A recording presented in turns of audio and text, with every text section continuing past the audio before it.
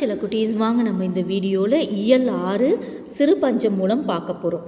கண் வனப்பு கண்ணோட்டம், கால் வனப்பு செல்லாமை, என் வனப்பு இத்துணையாம் என்றுரைத்தல், பண்வனப்பு கேட்டார் நன்றென்றல் கிளர்வேந்தன் தன்னோடு வாட்டான் நன்றென்றல் வனப்பு அப்படின்னு சொல்லிட்டு காரியாசன் அழகாக பாடியிருக்காரு.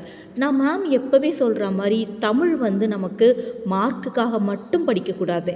நல்ல பழக்க வழக்கங்களை எவ்வளோ எளிமையாக சொல்லி கொடுத்துருக்காங்க. கண் வனப்புன்னு என்னது? நம்ம கண்ணுக்கு எது அழகு?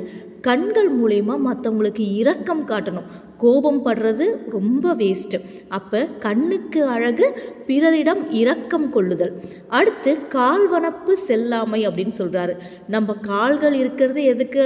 நம்ம நல்லா நடந்து பெரிய பெரிய விஷயங்களை சாதிக்கிறதுக்காக தான். ஔவை பாட்டி கூட சொல்லியிருக்காங்கல்ல, அரிது அரிது மானிடராய் பிறத்தல் அரிது, அதிலும் கூன் குருடு செவிடு நீங்கி பிறத்தல் அப்படின்னு சொல்கிறாங்க.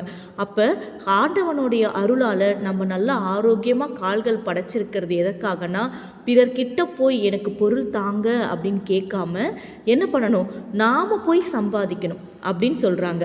என் வனப்பு இத்துணையாம். படிக்கிறதுலையே மிகச்சிறந்த படிப்பு ஆராய்ச்சி செய்கிறது. எல்லா விஷயத்தையும் நீங்கள் ஆராய்ச்சி செய்யுங்க. ஆராய்ச்சி செஞ்சு இது இப்படி தான் அப்படின்னு சொல்லிட்டு ஒரு தெளிவான முடிவு கொடுக்கறது ஆராய்ச்சிக்கு அழகு அப்படின்னு சொல்கிறாங்க. அதுக்கப்புறம் பண்ண இசை. இசைக்கு எது அழகு? நம்ம வாசிக்கிறத பார்த்துட்டு ஐயோ எல்லாரும் கொஞ்சம் வாயை மூடுங்க அப்படின்னு சொல்லாமல் நம்ம இசையை மெய்மறந்து மற்றவங்க கேட்கணும். அதுதான் இசைக்கு அழகு. அதே மாதிரி வேந்தன்னா யாரு? அரசன் இல்லையா? அந்த அரசனுக்கு எது அழகு?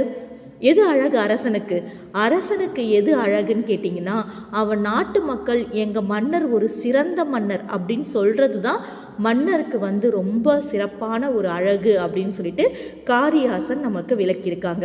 இந்த வெர்ஷனை நான் மேம் கார்ட்டூன் வடிவிலையும் நான் கொடுத்துருக்கேன். அதையும் இந்த வீடியோவில் ஆட் பண்ணுறேன். கண்டிப்பாக நீங்கள் கேட்டு என்ஜாய் பண்ணுங்கள். நன்றி, வணக்கம்.